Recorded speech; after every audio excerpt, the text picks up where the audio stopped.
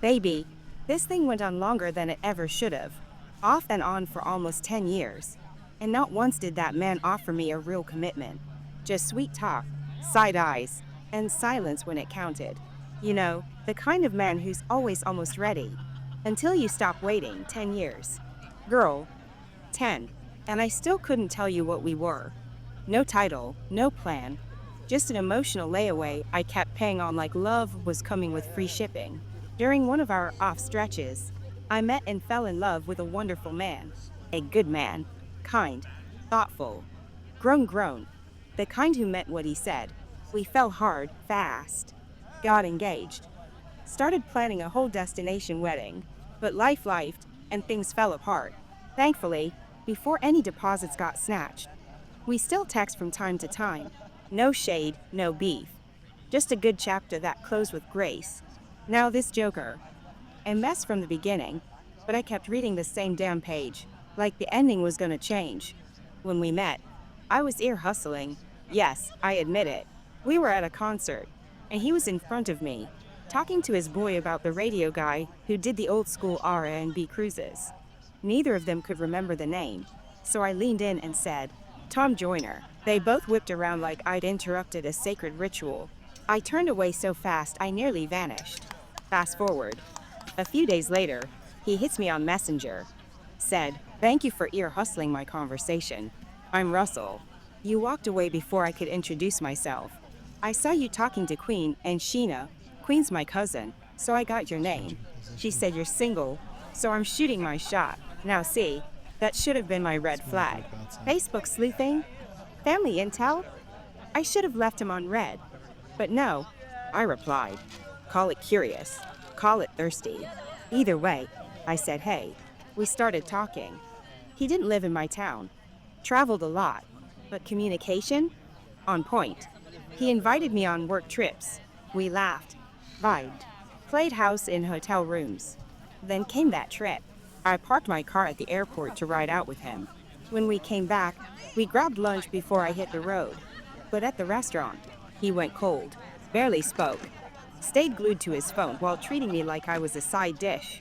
He ignored me the whole meal, but had plenty to say to whoever was on the other end of that call. So I left, walked out, sat in my car trying to decide if I was done. I gave it one more try and waited for him to come outside. 30 minutes later, he strolls out like nothing happened. I asked what that mess was about. He looked me dead in the face and said, hurt people hurt people. That was the whole sermon. No explanation, no context, just a bootleg therapy quote.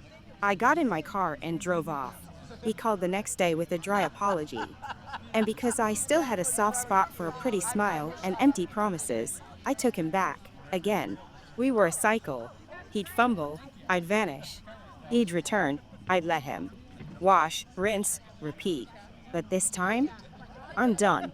I'm looking for depth now. A relationship where I'm not just some maid, mule, mattress hybrid. I don't want to clean your house, do your paperwork, and then get treated like a walking warm-up act when you feel frisky. I want mature. I want present. I want reciprocity. And yet, even in our off periods, I was still doing work for his side hustle. Still showing up. One time, he called a business meeting at his house with me, him, and his boy Jay. I was the last to arrive. Jay said, he's in the room, so I grab a drink, sit down, start chit-chatting. Then here comes Russell, shirt half on, belt undone. I figured he was just running behind. Until a woman walks out behind him, disheveled, blinking like she just time traveled from a spin cycle. She sees me, sees Jay, and books it like the house is haunted. I didn't say a word, didn't scream, didn't throw hands. I stood up, walked out, didn't even close the door behind me, and went no contact. A few months later, he hits me up, acting confused. I don't even know why we haven't talked. Boy, if you don't. Anyway, I started pulling back. D&D'd my phone at 6:30 p.m.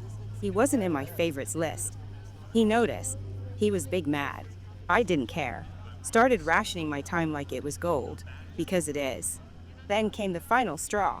He invites me over for dinner. And get this, I didn't have to shop, prep, or cook. The food was already on the stove. That alone nearly gave me whiplash. We sit. We eat.